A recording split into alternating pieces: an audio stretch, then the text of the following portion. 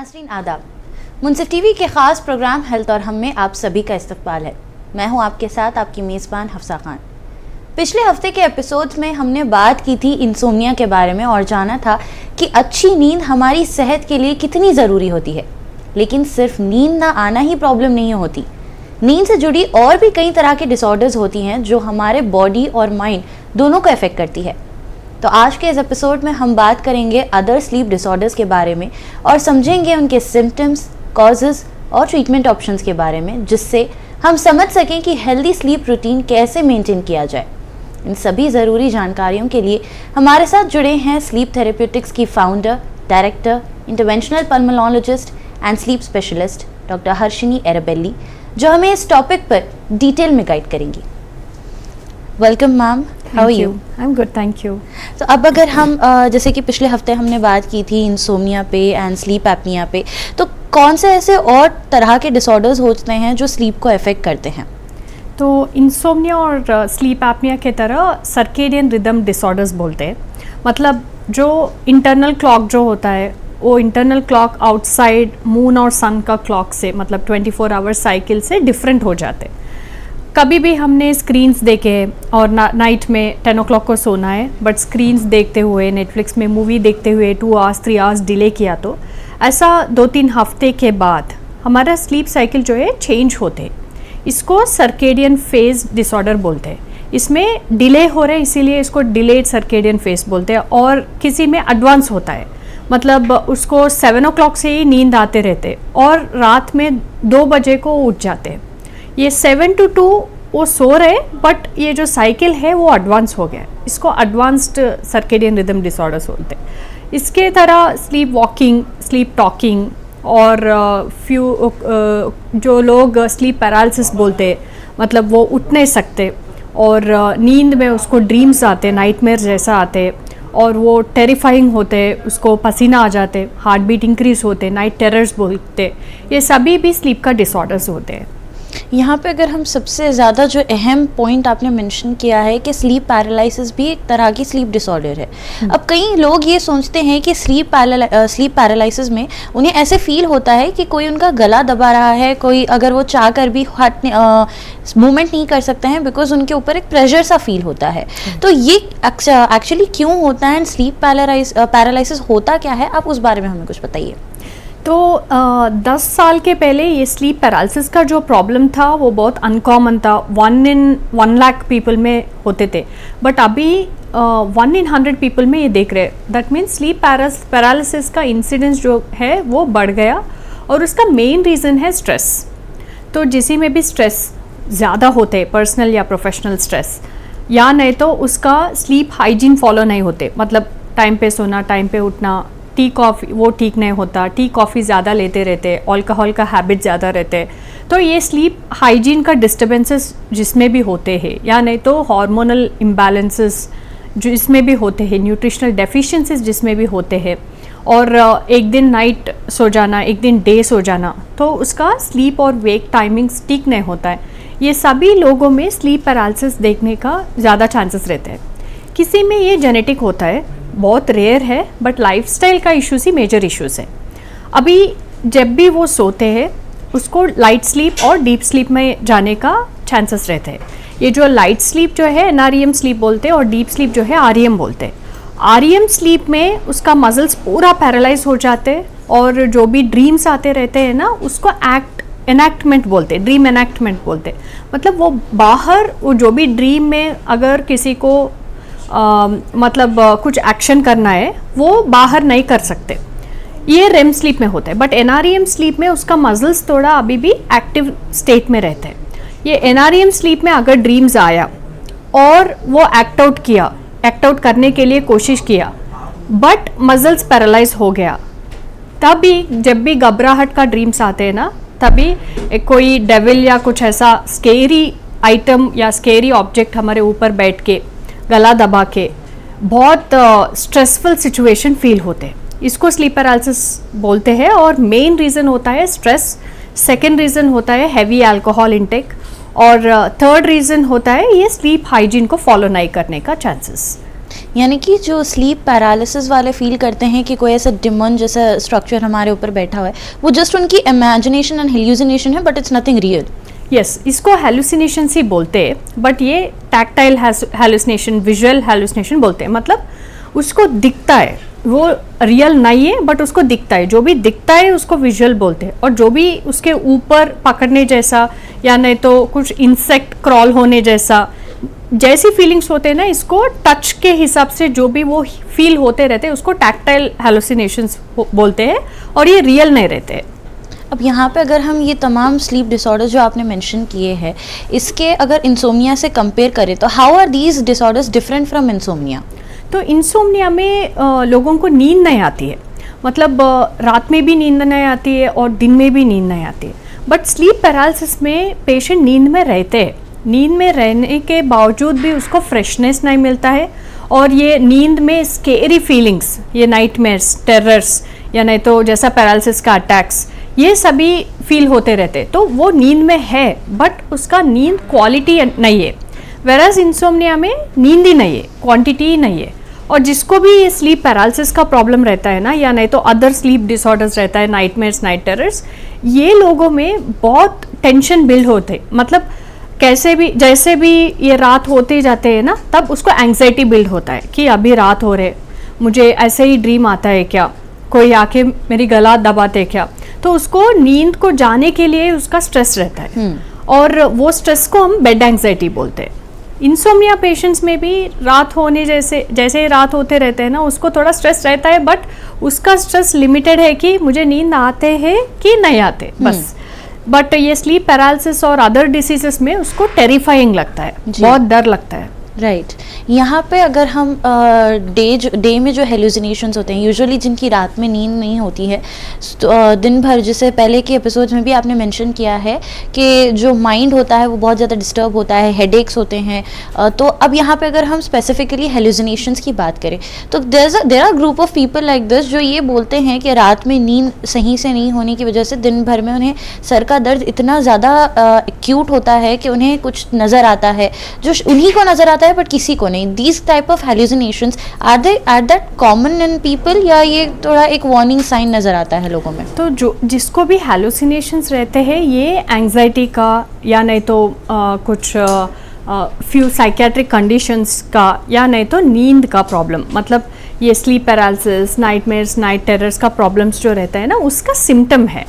तो हैलुसिनेशंस real symptom है, और जो भी हैलुसिनेशन को फील होता है, मतलब जो एक्चुअली नहीं है वो उसको दिखता है, वो एक्चुअली नहीं है बट उसके ऊपर बैठने जैसा लगता है, या नहीं तो सुनने जैसा लगता है, ये साइकेट्रिक प्रॉब्लम्स का सिम्टम भी हो सकता है। और अगर ये ओनली नींद में हो रहा है तो ये नींद स्लीप डिसऑर्डर का सिम्टम भी हो सकता है।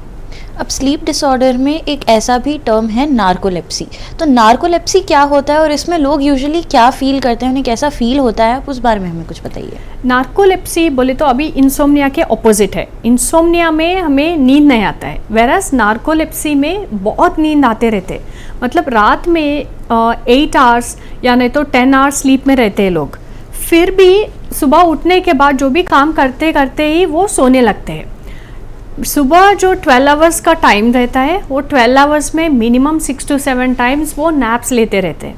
वो इतना सिवियरिटी हो सकता है कि कभी कभी ये डोर से, मतलब क्लिनिक ओपनिंग का डोर से डॉक्टर टेबल तक आने तक ही, मतलब वो 10 मिनट्स या 15 मिनट्स टाइम में भी वो एक बार ग्राउंड के ऊपर भी गिर के वो सो सकता है, उतना सीरियस भी हो सकता है। तो narcolepsy is a disease of excessive sleepiness, ज़्यादा नींद आते रहते हैं ये लोगों में।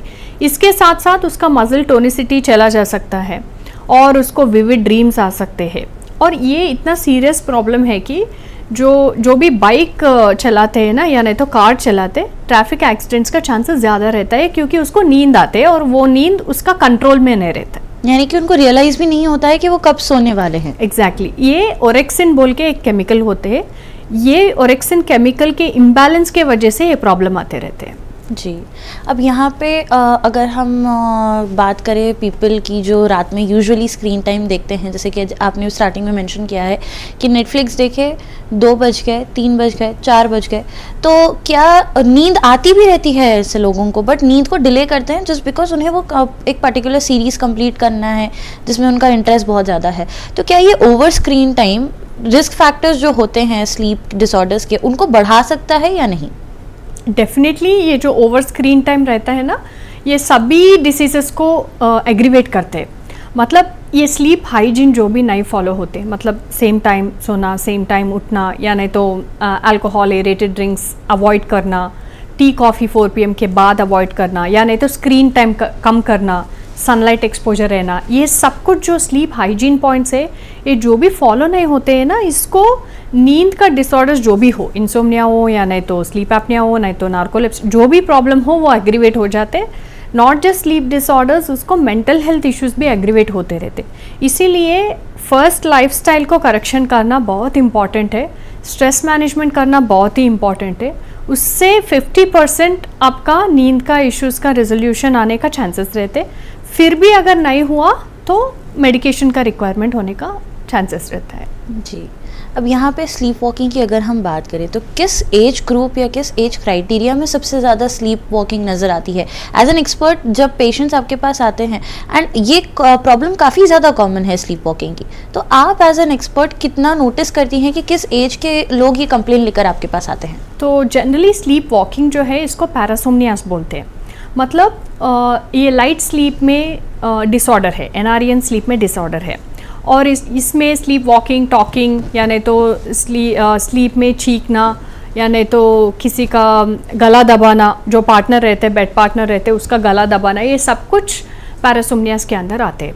अभी स्लीप वॉकिंग जो है वो थोड़ा डेंजरस हो सकता है, क्योंकि स्लीप टॉकिंग में वो जस्ट बात करते रहते हैं और वो उसके लिए या नहीं तो दूसरों के लिए डेंजरस नहीं है, इसीलिए उसको ज़्यादातर ट्रीटमेंट में नहीं देते। बट स्लीप वॉकिंग जो है ये बेड के ऊपर से निकाल के बाहर भी जा सकते, रोड के ऊपर भी जा सकते, तो इसके वजह से एक्सीडेंट का चांसेस रहते, या नहीं तो जनरली मिसिंग केसेस भी फाइल होते रहते ये स्लीप वॉकिंग डिसऑर्डर्ड पेशेंट्स में। ये जनरली जेनेटिक रहते हैं, बट 7 ईयर्स के बिलो ये ज़्यादातर दिखते हैं। और जब भी 7 ईयर्स के अंडर ये प्रॉब्लम रहता है ना, जनरली हम ट्रीट नहीं करते, क्योंकि एज जैसा ही एज ओल्ड होते रहते हैं उसमें स्लीप वॉकिंग का प्रॉब्लम थोड़ा कम होने का चांसेस रहते हैं। बट आफ्टर 7 ईयर्स भी अगर स्लीप वॉकिंग का प्रॉब्लम है और ज़्यादा है कि वो घर के बाहर चल रहा है या नहीं तो कुछ एक्सीडेंट रिस्क में है, तभी स्लीप वॉकिंग का ट्रीटमेंट कर सकते हैं। और स्लीप वॉकिंग एग्रीवेट होने के चांसेस भी जनरली स्ट्रेस्ड आउट पेशेंट्स में ज़्यादा रहते हैं। यहाँ पे अगर हम स्लीप डिसऑर्डर्स यानी कि इतने सारे स्लीप के प्रॉब्लम्स हैं, तो आप कैसे डायग्नोस करती हैं पेशेंट को टू गेट टू नो कि इस पेशेंट को ये पर्टिकुलर स्लीप डिसऑर्डर है करके? तो generally all the sleep disorders के लिए एक स्टैंडर्ड टेस्ट है sleep study. So sleep study को पॉलीसोमनोग्राफी भी बोलते हैं। ये लेवल 1 होते हैं और लेवल 2 होते हैं। जो भी लेवल 1 स्लीप स्टडी रहते हैं ना, ये लेवल 1 स्लीप स्टडी लैब में करते हैं। लैब में टेक्नीशियन सुपरविजन में कैमरा के साथ थोड़ा लीड्स कनेक्ट करते हैं, ब्रेन एक्टिविटी देखने के लिए, heart activity, breathing activity, muscle movement, ऐसा बॉडी में जो भी इलेक्ट्रिकल इम्पल्सेस रहते हैं वो सभी नोट डाउन करने के लिए, नींद का प्रोफाइल कैसा है, लाइट स्लीप कितना है, डीप स्लीप कितना है देखने के लिए, और सांस कैसा ले रहे हैं, ऑक्सीजन ठीक है कि नहीं, हार्ट बीट ठीक है कि नहीं, ये सब कुछ देखने के लिए पूरा स्लीप स्टडी ओवरनाइट करते हैं अंडर टेक्नीशियन ऑब्जर्वेशन। तो किसी को भी कराटे या नहीं तो स्लीप पैरालिसिस जैसा प्रॉब्लम्स है, या नहीं तो स्लीप वॉकिंग या स्लीप एनी स्क्रीमिंग, या नहीं तो जिसको ड्रीम में जो भी आता है वो बाहर एनैक्टमेंट करते रहते हैं, ये सभी लोगों को लेवल 1 पॉलीसोमनोग्राफी या नहीं तो लैब में स्लीप स्टडी करना पड़ता है। बट जिसी को जस्ट कराटे है, उसको शुगर बीपी कुछ नहीं है, एज का प्रॉब्लम नहीं है, यंग है, कराटे एक ही प्रॉब्लम है, नींद डिस्टर्बेंस का प्रॉब्लम नहीं है, ये लोगों को घर में भी स्लीप स्टडी कर सकते हैं। Sleep study is the gold standard test for generally to diagnose all sleep disorders. जी, इसी बीच एक कॉलर हमारे साथ जुड़े हैं, आइए एक बार उनसे बात करते हैं। जी अस्सलाम वालेकुम। वालेकुम सलाम। मैम, मेरे को ये डाउट था कि मेरे मदर को नींद ही नहीं आती, हार्डली 3 आवर्स सोते। आप अपना सवाल एक बार फिर रिपीट कर सकेंगी? मेरे मदर को नींद ही नहीं आती जी हार्डली, उन्होंने सिर्फ 3 आवर्स ही सोते। जी। कभी क्या एज कभी है आपके तो वो मदर भी की? नहीं सोते। आपकी मदर की एज क्या है? 40 क्रॉस है। ओके। तो ये नींद नहीं आने का प्रॉब्लम को इंसोम्निया बोलते हैं, और जो वुमेन में ज़्यादा होता है और 40 इयर्स प्लस और भी इंक्रीज होते रहते हैं। इसका डिटेल हिस्ट्री लेना एक इम्पॉर्टेंट थिंग है, बट अगर वो टाइम पे नहीं सो रहे, टाइम पे नहीं उठ रहे, या नहीं तो टी कॉफ़ी ज़्यादा ले रहे हैं, तो ये स्लीप हाइजीन को अगर फॉलो नहीं हो रहे ना, तो उसको फर्स्ट स्लीप हाइजीन करेक्शन करना बहुत इंपॉर्टेंट है। सेकेंड थिंग है उसका हार्मोनल स्टेटस, उसका विटामिन और मिनरल स्टेटस वो देखना पड़ता है। मतलब उसका विटामिन डी कैसा है, B12 कैसा है, आयरन कैसा है, जिंक कैसा है, ये सब कुछ थोड़ा टेस्ट करके उसको देखना पड़ता है। और उसका मेंस्ट्रुअल पीरियड हिस्ट्री कैसा है वो भी देखना पड़ता है। तो उसको ये जो भी प्रॉब्लम है इंसोम्निया है, बट इसका अंडरलाइंग किसके वजह से इंसोम्निया आ रहा है और नेक्स्ट ट्रीटमेंट कैसा रहना है, उसको पर्सनलाइज्ड वे से ट्रीटमेंट करना पड़ता है। यानी कि हर पेशेंट का, जिनको अलग अलग डिसऑर्डर्स है, सबका ट्रीटमेंट अपने डिसऑर्डर के हिसाब से ही होता है। डिसऑर्डर के हिसाब से और पर्सन के हिसाब से भी जी। क्योंकि इंसोम्निया जब होता है ना, किसी में नाइट शिफ्ट डे शिफ्ट का प्रॉब्लम रहता है, किसी में हार्मोनल प्रॉब्लम रहता है और किसी में जेनेटिक प्रॉब्लम रहते हैं। तो उसके अंडरलाइंग कॉज जो आइडेंटिफाई करके फिर ट्रीट करना पड़ता है। अब फॉर एग्जांपल अगर हम ले लें, कई सारे पेशेंट्स ऐसे हैं जो नेग्लेक्ट करते हैं। ये इंसोम्निया का प्रॉब्लम या स्लीप प्रॉब्लम ही नहीं, कई सारे प्रॉब्लम्स आप ले लीजिए। अगर किसी को लंग प्रॉब्लम है या हार्ट प्रॉब्लम है, कोई भी हेल्थ प्रॉब्लम्स है, तो सबसे ज़्यादा नज़र आने वाली चीज़ है इग्नोरेंस। अब अगर हम इन स्लीप डिसऑर्डर्स को नेग्लेक्ट करें एंड अनट्रीटेड छोड़ दें, तो क्या ये ओवरऑल हेल्थ पर ह्यूमन बॉडी के असर करती है, और अगर हाँ तो कैसे ये ह्यूमन बॉडी को अफेक्ट करती है, आप उस बारे में हमें बताइए। हाँ, 100% ये ह्यूमन बॉडी के ऊपर असर पड़ता है, क्योंकि हमारा लाइफ में 3 इम्पॉर्टेंट पिलर्स है। फर्स्ट इज़ फूड, हमारा डाइट कैसा है, सेकंड इज़ स्लीप, नींद अच्छा है कि नहीं, और थर्ड इज़ फिज़िकल एक्टिविटी, वो जो एक्सरसाइज हो सकता है या नहीं, तो हम दिन भर में जो काम करते, एवरीथिंग आर वी एक्टिव और नॉट। तो ये 3 पिलर्स के ऊपर हमारा हेल्थ जनरली डिपेंड होता है। तो स्लीप एक बहुत इंपॉर्टेंट पिलर है, क्योंकि उसका पूरा रेस्ट, बॉडी का एवरी ऑर्गन का रेस्ट और रिकवरी, रीजनरेशन, एवरीथिंग स्लीप में होते हैं। तो जब भी स्लीप का प्रॉब्लम होता है, एनी टाइप ऑफ डिसऑर्डर होता है ना, वो फर्स्ट कार्डियक रिस्क होने का चांसेस रहते हैं। हार्ट अटैक्स, हाई बीपी, या नहीं तो इरेगुलर हार्ट बीट, अरिथमियास, तो यंग एज में स्टंट का प्रोसीजर होना, ये सभी हार्ट का प्रॉब्लम्स पहला आते हैं। सेकेंड है उसका कॉन्सेंट्रेशन, फोकस, मेमोरी इश्यूज़, उसका जो पर्सनालिटी चेंज होना, या नहीं तो एंगर स्पाइक्स, तो रिलेशनशिप्स में भी उसको प्रॉब्लम आना, मेंटल हेल्थ इश्यूज़, ये सभी सेकंड प्रॉब्लम होते हैं। थर्ड प्रॉब्लम गट इश्यूज़ होते हैं, मतलब डाइजेशन इश्यूज़, इंडाइजेशन, बार बार एसिडिटी होना, या नहीं तो अल्सर्स, तो रिपीटेडली सिक होना, मतलब किसी को थोड़ा एलर्जी प्रॉब्लम्स है, उसको रिपीटेडली चीख आना, रिपीटेडली कोल्ड फ्लू अटैक्स होना, न्यूमोनियाज और हॉस्पिटलाइजेशंस होना, वीक हो जाना, बॉडी का इम्यूनिटी कम होना। तो ऐसा आप ब्रेन से लेके पूरा कौन से भी ऑर्गन के ऊपर लीजिए, नींद नहीं होने का असर उसके ऊपर पड़ता है।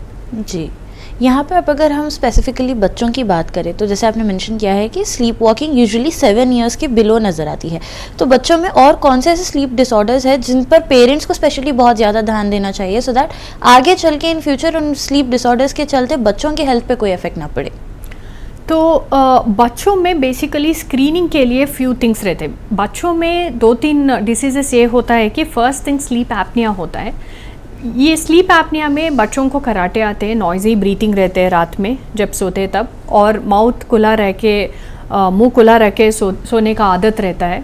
और ये बच्चे जनरली नाइट यूरिनेशन करते रहते हैं बेड के ऊपर, और मॉर्निंग हाइपर एक्टिव रहते हैं, कॉन्सेंट्रेशन नहीं रहता है, और एक बार कुछ पढ़ने के लिए बुक खोलते, फिर 5 मिनट्स में ही कुछ खाने के लिए जाते, और 5 मिनट्स में ही कुछ स्पोर्ट खेलने के लिए जाते, तो उसको एक अटेंशन का डेफिसिट होता है और एक काम भी वो पूरा नहीं कर सकते। तो ये प्रॉब्लम बच्चों में जनरली दिखते हैं, और जब भी ऐसी प्रॉब्लम्स दिखते हैं ना, तभी वो स्लीप एपनिया के लिए सिम्टम्स है, और उसको स्लीप स्पेशलिस्ट के पास लेने के लिए वेरी इंपॉर्टेंट है। और इसका जनरली एडिनॉइड्स और टॉन्सिल्स के प्रॉब्लम से के वजह से ही जनरली होते रहते हैं। सेकेंड प्रॉब्लम है बच्चों में नींद फ्रैगमेंटेड, मतलब सोते हैं और फिर से उठते हैं और देन रोते रहते हैं और नहीं सोते और फिर से 2 घंटे सोते हैं और फिर से उठते हैं। ये बार बार उठने का ये जो प्रोसेस रहता है ना, इसको स्लीप फ्रैगमेंटेशन बोलते हैं। और इसके लिए स्क्रीन्स देखने के वजह से भी ये प्रॉब्लम हो सकता है। तो बच्चों में भी टीवी टाइम या स्क्रीन टाइम जो स्लीप के पहले रहते हैं उसको थोड़ा कम करने के लिए इम्पॉर्टेंट रहता है। अब जैसे ओवरऑल लाइफ में चेंजेस होते हैं यूजुअली लोगों के, जैसा stress, anxiety, diet and then sedentary lifestyle. तो अगर इन तमाम चीज़ों पे कंट्रोल अगर इंसान का हो तो क्या स्लीप डिसऑर्डर्स को ये प्रिवेंट कर सकते हैं एंड इससे क्योर हो सकते हैं या नहीं, आप उस बारे में हमें बताइए। तो ये जो लाइफस्टाइल है, लाइफस्टाइल का इम्पैक्ट बहुत रहते हैं स्लीप के ऊपर, बट फ्यू डिसीजेस होते हैं जो लाइफस्टाइल करेक्ट करने के बाद भी, यानी तो करेक्ट लाइफस्टाइल रहने के बाद भी हो सकता है। जैसा इंसोम्निया अगर जेनेटिक है, अगर हार्मोनल है, लाइफस्टाइल ठीक है तो 50% उसका इम्प्रूव कर सकते हैं, बट उसको ट्रीटमेंट का ज़रूरत पड़ता है। और आपको ऐसा नहीं सोचना है कि अगर मेडिकेशन, डॉक्टर ने मेडिकेशन दिया, मैं ये मेडिसिन का आए तो मुझे एडिक्शन हो जाते और मैं 1 साल के बाद 2 साल के बाद मैं टैबलेट के ऊपर एडिक्ट हो जाती हूँ और कम नींद हुआ तो भी ठीक है बट मैं मेडिसिन नहीं खाती हूँ, ऐसा नहीं रहना है। अगर आपका प्रॉब्लम लाइफस्टाइल का नहीं है, फिर आपको करेक्शन होने का चांसेस नहीं है, फिर मेडिसिन देना पड़ता है। जब भी मेडिसिन देते हैं तब वो पेशेंट को पूरा एनालाइज करके ही देते। आपको करेक्ट ओपिनियन लेके अगर मेडिसिन यूज़ किया तो विदाउट साइड इफ़ेक्ट भी आपको नींद अच्छा रह के हेल्थ अच्छा रहने का चांसेस रहते। सेकेंड है कराटे के प्रॉब्लम। तो ये कराटे के प्रॉब्लम भी, अगर वेट नॉर्मल है फिर भी कराटे आने का चांसेस रहते। ये जनरली फेशियल स्ट्रक्चर के ऊपर डिपेंड होते हैं और किस में भी ये जो फेशियल स्ट्रक्चर प्रॉब्लम रहता है, मतलब जॉ बैक साइड रहना या नहीं तो छोटा जॉ रहना या नहीं तो नोज़ में बोन क्रॉस होना, ये सर्जिकल ट्रीटमेंट्स का चांसेस है। तो इसको ये लाइफस्टाइल के ऊपर जनरली डिपेंड नहीं होता है। और ऐसे ही फ्यू, मतलब पैरासोमनियास में अगर जेनेटिक से स्लीप वॉकिंग एग्रेसिवली है, लाइफस्टाइल मेंटेन करने के बाद भी स्टिल वो रिमेनिंग है, उसको ट्रीट करना पड़ता है। तो lifestyle is one important thing. 50% prevention और कंट्रोल और ट्रीटमेंट कर सकते, बट अदर 50% जो फिर भी लाइफस्टाइल ठीक करने के बाद भी जो परसिस्ट होते हैं उसको ट्रीट करना बहुत इम्पॉर्टेंट रहते हैं। जी, जैसे आपने अभी थोड़ी देर पहले मेंशन किया था कि स्लीप रूटीन को अगर सही करना है तो स्लीप हाइजीन बहुत इंपॉर्टेंट होता है। तो स्लीप हाइजीन स्लीप डिसऑर्डर्स को प्रिवेंट करने के लिए कितना एक इम्पॉर्टेंट रोल प्ले करता है, उस बारे में हम कुछ बताइए। तो स्लीप हाइजीन, जैसे मैंने बोला था, ये जो फिक्स्ड स्लीप टाइमिंग्स रहना, सनलाइट एक्सपोजर होना, तो टी कॉफ़ी इवनिंग अवॉइड करना, मेडिटेशन या स्ट्रेस कंट्रोल का एक्सरसाइजेस करना, फिज़िकल एक्टिविटी रहना और मेंटल स्ट्रेस का एड्रेस करना, ये सब कुछ बहुत इम्पॉर्टेंट होता है। और जब भी स्लीप हाइजीन फॉलो होते हैं ना, तभी जनरली सर्केडियन रिदम डिसऑर्डर्स बोलते हैं, जो इंटरनल क्लॉक और एक्सटर्नल क्लॉक का मिसमैच रहते हैं, ये प्रॉब्लम कम करने के लिए बहुत यूज़फुल रहते हैं। और सेकेंड प्रॉब्लम है स्ट्रेस इंड्यूस्ड इंसोम्निया जो होते हैं, लाइफस्टाइल इंड्यूस्ड इंसोम्निया जो होते हैं, वो सभी ट्रीट करने के लिए ये स्लीप हाइजीन फॉलो होने से ट्रीट कर सकते। और जिसी में भी ये जो ओबेसिटी का प्रॉब्लम रहता है, ये ओबेसिटी होता है क्योंकि हार्मोनल इम्बैलेंस है, हमारा खाना कितना खाना है उससे भी ज़्यादा खा रहे हैं और फिज़िकल एक्टिविटी कम है। ये 3 रीजंस के वजह से ओबेसिटी हो सकता है। तो खाना आप लिमिट करने के बाद, फिज़िकल एक्टिविटी इंक्रीज़ करने के बाद, तीसरा आपको टाइम के ऊपर सो के टाइम पे अगर उठ गया और क्वालिटी स्लीप है, फिर ये स्लीप हाइजीन फॉलो होके क्वालिटी स्लीप है, तब ये ओबेसिटी प्रॉब्लम जो है उसको रिड्यूस करने के लिए चांसेस ज़्यादा रहते हैं। तो स्लीप हाइजीन से स्लीप क्वालिटी इंप्रूव होता है और ओवरऑल हेल्थ कंडीशन इंप्रूव होता है। जी, अब यहाँ पे एक्सरसाइजेज की अगर हम बात करें तो जैसे आपने मेंशन किया है कि मेंटल स्ट्रेस एंड बॉडी पर कंट्रोल होना इंसान का बहुत ज़रूरी होता है। अब कई सारे ऐसे लोग हैं जो स्पेशली डे शिफ्ट में होते हैं, उनको सुबह उठ के इतना टाइम नहीं होता है कि वो सुबह मेडिटेट कर सकें एंड उसको टाइम दे सकें। तो ऐसे टाइम पे क्या ये पॉसिबल है कि सोने से पहले वो थोड़ा सा अपने ब्रेन को रिलैक्स्ड मोड में लेकर जाएँ एंड सोने से पहले थोड़ा सा मेडिटेट कर ले? तो क्या ये टाइम वेरिएशन कोई डिफरेंस लाता है या नहीं? हाँ, तो ये जो मेडिटेशन होता है कभी भी कर सकते हैं, ऐसा नहीं है कि ये सुबह ही करना रात ही करना, ऐसा नहीं है। बट जब सुबह करते हैं ना तब फोकस से कंसंट्रेशन से काम कर सकते हैं, वो एक अच्छी बात है। बट अगर आपको टाइम नहीं है, बट स्लीप के पहले जब मेडिटेशन करने का प्रैक्टिस जो रहता है बहुत best practice, one of the best practices बोल सकते हैं। और along with meditation breathing exercises भी रहते हैं, मतलब बॉक्स ब्रीथिंग टेक्निक बोल के रहते हैं। इसमें सांस लेना ही 10 सेकंड्स के ऊपर लेना है और 10 सेकंड्स होल्ड करना, 10 सेकंड्स के ऊपर छोड़ना और 10 सेकंड्स होल्ड करना। ये टेक्निक को बॉक्स ब्रीथिंग टेक्निक बोलते हैं। ये स्ट्रेस कंट्रोल करने के लिए बहुत इंपॉर्टेंट रहते हैं। दूसरा है JPMR एक्सरसाइज, ये यूट्यूब में भी बहुत मिलते रहते हैं, जो भी देख के आप प्रैक्टिस कर सकते हैं सोने के पहले। इससे भी जो सुबह से आपका स्ट्रेस है वो पूरा रिलीव होता है, बॉडी को ऑक्सीजनेशन इम्प्रूव होता है और माइंड काम होता है। और काम माइंड से जब आप सोते हैं ना, आपका फ्राइटनिंग ड्रीम्स या थ्रेटनिंग ड्रीम्स, बैड ड्रीम्स, ये सब कुछ अवॉइड करने का चांसेस रहते हैं। अब सबसे आखिर में अहम सवाल ये आता है कि नींद के रिलेटेड अगर कोई भी प्रॉब्लम हो तो कब एक ह्यूमन बीइंग, एक इंसान को डॉक्टर से कंसल्ट करना बहुत ज़रूरी होता है? तो अगर आपका लाइफस्टाइल चेंजेस किया, मतलब आप उठने का टाइम, सोने का टाइम, आपका food habits, sunlight exposures, physical activity, ये सब कुछ आपके कंट्रोल में है, फिर भी आपको नींद का प्रॉब्लम है, लाइक नींद आने के लिए प्रॉब्लम होना, या नहीं तो नींद जल्दी आते फिर बीच में उठते हैं और फिर से नींद आने के लिए प्रॉब्लम हो रही है, या नहीं तो डिस्टर्ब्ड स्लीप रहना, या नहीं तो कराटे, ज़ोर से कराटे आना, या नहीं तो मुंह ओपन करके ब्रीथिंग करना रात में, तो या नहीं तो ये स्लीप वॉकिंग एग्रेसिवली रहना, ये सभी प्रॉब्लम्स, या नाइटमेयर, स्लीप पैरालिसिस, ये सभी, और फ्लाइट ऑफ थॉट्स, मतलब जो बेड के ऊपर जाने के बाद बार बार कुछ ना कुछ थॉट्स आते रहते हैं, वो रिलेवेंट है कि नहीं, कभी बचपन का बात याद रहना, ये सभी जो प्रॉब्लम्स रहते हैं ना, ये ट्रीट करने का आवश्यकता है। अगर ट्रीट नहीं किया वो सिवियरिटी बढ़ के फिर हेल्थ के ऊपर असर पड़ता है। तो ये आपका लाइफस्टाइल कंट्रोल में है, आपका डिसिप्लिन 80% एटलीस्ट डिसिप्लिन लाइफस्टाइल है, फिर भी आपको ऐसी प्रॉब्लम्स हो रहे तो स्लीप स्पेशलिस्ट का कंसल्टेशन इम्पॉर्टेंट होता है। किसी में लाइफस्टाइल इम्प्रूव करना ही प्रॉब्लम होता है, तो वो इम्प्रूव करने के लिए एक तरीका होता है, मतलब कॉग्निटिव बिहेवियर थेरेपी, वैसे ट्रीटमेंट्स होते हैं। ये भी स्लीप थेरेपिस्ट या नहीं तो साइकोलॉजिस्ट, साइकेट्रिस्ट करते रहते हैं। बट ये अंडर वन रूफ जब रहते हैं ना, तभी क्वालिटी ऑफ द ट्रीटमेंट बढ़ता है। तो अगर आपको इम्प्रूव करना है बट आप डिसिप्लिन लाइफस्टाइल में आ नहीं सकते, मतलब आपको 3 बजे को सोने का आदत हो गया, अभी 10 बजे को सोने के लिए ट्राई कर रहे हैं बट नहीं हो रहे, तो ये इम्प्रूवमेंट करने के लिए भी आप स्लीप स्पेशलिस्ट को कंसल्टेशन कर सकते हैं। Well, thank you so much ma'am again for being here and इतने सेंसिटिव और इतने अच्छे टॉपिक पर हमारे साथ इंफॉर्मेशन शेयर करने के लिए। Thank you so much. Thank you. तो नाज़रीन, आज हमने जाना कि इंसोम्निया के अलावा भी नींद से जुड़ी कई डिसऑर्डर्स होती हैं जो धीरे धीरे हमारी सेहत पर असर डाल सकती है। सही वक्त पर सिम्टम्स को पहचानना, लाइफस्टाइल में छोटे छोटे बदलाव करना और ज़रूरत पड़े तो स्पेशलिस्ट से सलाह लेना, ये सब हेल्दी स्लीप के लिए बहुत ज़रूरी है। आप देखते रहिए हेल्थ और हम, जहां हम हर हफ्ते लाते हैं हेल्थ से जुड़ी ज़रूरी और भरोसेमंद जानकारी, क्योंकि आपकी सेहत ही हमारी प्रायोरिटी है। मिलते हैं अगले एपिसोड में एक नए हेल्थ टॉपिक के साथ। तब तक के लिए मुझे दीजिए इजाज़त और आप बने रहें मुनसिफ टीवी के साथ।